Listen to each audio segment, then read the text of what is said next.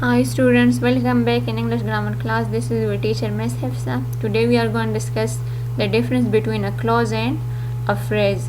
But let's first discuss what are they. A sentence in English language can be divided into various parts. Each part of a sentence serves its relative purpose and has some specific characteristics. At times students or people got confused between a sentence and clause when they are asked that what is the difference between a clause and a sentence, or define clause and a sentence. So they get confused that what is a clause and what is a sentence. So here we are going to discuss these parts of the sentence. So the first thing which I am going to tell you is that clause and phrases are two very different parts of a sentence. Clauses and phrases are considered as parts of the sentence. So remember this, a sentence is something else, while a clause and phrases are different parts of a sentence, but some of their features are similar, but they have some similar characteristics as well. So as you know that sentences are divided into different parts and they have their own specific characteristics, each and every part. So here we are going to discuss these two parts of a sentence. So they are two very different parts of a sentence. They are not the same. Clauses and phrases are not same. They have some different characteristics and they have some similarities as well. Let's discuss them one by one, then you would be able to differentiate between a clause and a phrase. Clause is a group of words in a sentence which contains a subject and a verb. Now here you can see it is a group of words in a sentence. It means that it is a component of a sentence.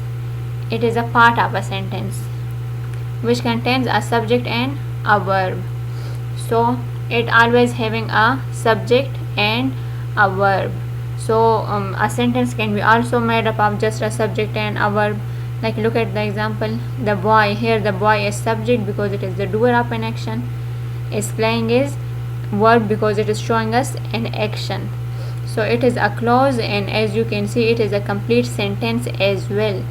But at times we have certain sentences which consist of more than one clause.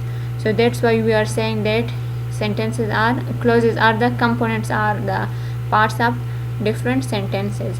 A clause might also contain an object along with the subject, which makes it stand alone as a complete sentence.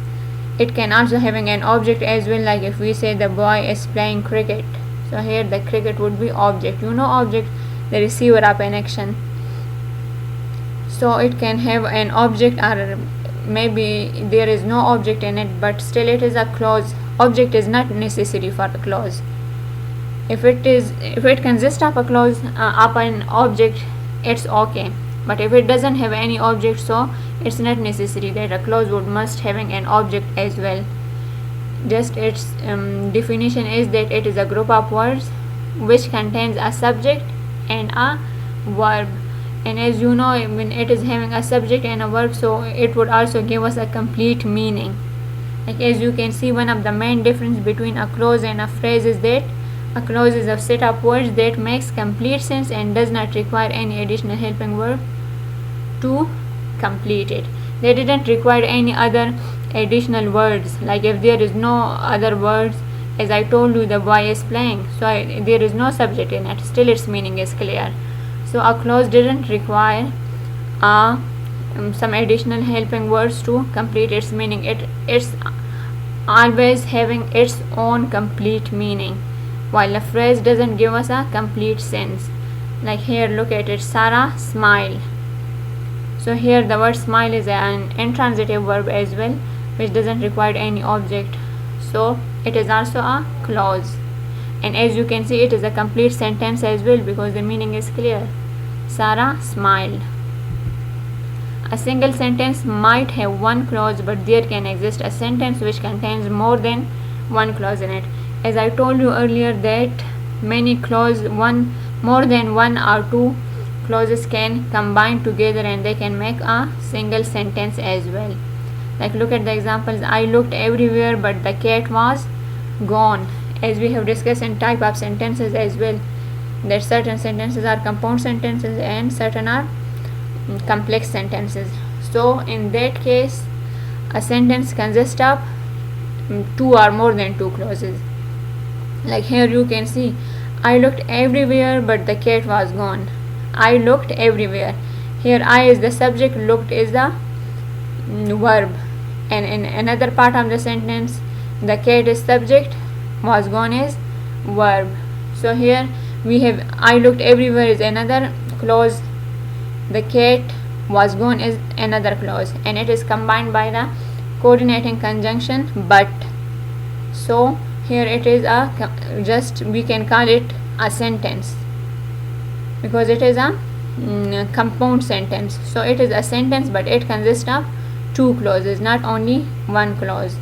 In the same manner, longer and more complicated sentences might also contain more than two clauses. Like here they are just giving you examples of two clauses, but in the same manner we can have a very long and complicated sentence which may contain more than two clauses as well. So is it clear to you, clause, that it is a part of a sentence and a sentence can be made by more than two clauses as well? Then we have phrase. Now what is phrase? A phrase is a group of words in a sentence that does not contain a subject and a verb.